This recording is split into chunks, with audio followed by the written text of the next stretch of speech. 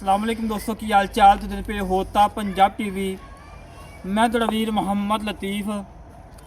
दोस्तों सब तो पहले साढ़े चैनल में सबसक्राइब करो ताकि साड़ी हर आने वाली वीडियो मेरे वीर आसान तरीके नाल देख सकन। अज वीरां वास्ते दूजन झोटी बाखड़ी कढ़ी है। बाखड़ी झोटी है 5 तो 6 किलो दुध है। जेड़े वीर दिल करे मौके पर आके चो के तसल्ली करके लैके जाए। लाजवाब झोटी और बड़ी प्यारी तो बड़ी खूबसूरत है। जो थना वाला वेखिए पहलन कटी हैगी दूजे ने। मेरे वीर झोटी चेक कराओ वैस भाई अल्लाह के हुक्म नाल काफ़ी वीर नाराज होए थे। उन्हें लतीफ़ भाई को बाखड़ी झोटी उन्होंने वीर वास्ते अज का नगीना है। एक कड्डी पुट्ठा चंगा चौड़ा और खुडा चंगा चौड़ा। और मेरे वीर ने कांड चेक करनी है पदरी कांडे और लत्तां माशाल्लाह 30 सदियाँ और थान लगा रोकदा तो लाजवाब आ होन चौक हेठ ने साढ़े आन तो उदा कहना पहलों। बाकी जेड़े वीर दिल करे मौके पर आके अपनी चौक जाके तसल्ली करके लै जावे। माशाल्लाह जी लाजवाब नगीना है। पशम चंगी धुनी कोट का कति निशानी थान रोकदा कला कला चारे खोर घोड़े समां को गोल खोदने सिंगी मोड़ के काठा तोहन लंबी। माशाल्लाह जी काद लंबाई चौड़ाई मेरे वीर सामने लाजवाब ही राय लाजवाब झोटी है।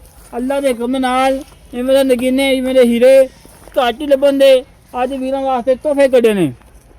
अज का तोहफा अज का नगीना अज की लाजवाब झोटी और जोड़ा वीर ला जाएगा ताह याद दोवें याद करेगा कि वाकई कोई तोहफा दिता है। बूथी चेक करा बस भाई मेरे वीर तसलियां कर लेनिया ने। झोटी चंगी है नस्ली है दुध वाली है और लाजवाब है। कद चंगा लंबाई चंगी चौड़ाई चंगी नस्लदार चंगी है। आई भाईजान आजा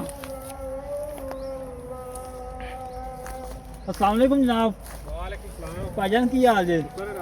भाईजान झोटी कितने सूए जन्मन? दूसरे जी दूसरे पक्के दुध कितना है? दुध 5 किलो 5 किलो।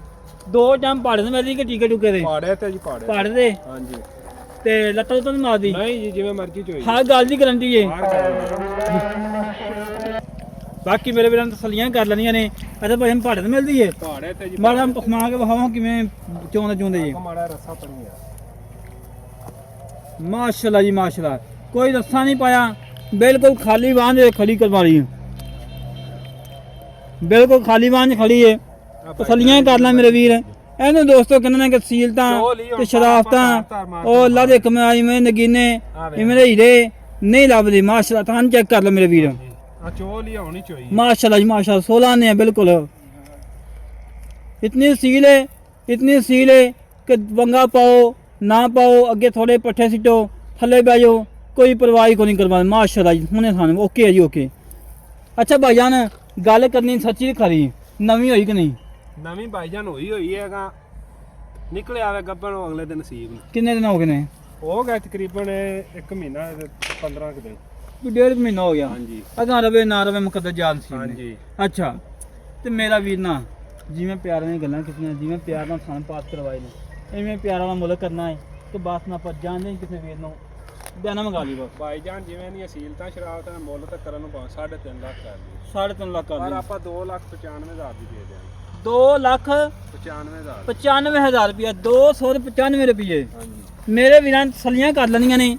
2,95,000 मुੱਲ है। जेड़े वीर नूं झोटी पसंद आवे साडे नाल राबता 0306 51 10 914 ये कॉल नंबर है व्हाट्सएप नंबर इमो नंबर है। इस तरीके नाल वीर नूं इजाजत मिलांगे किसी वीडियो ते पाकिस्तान अल्लाह ने गबान पाक करमे जिंदाबाद।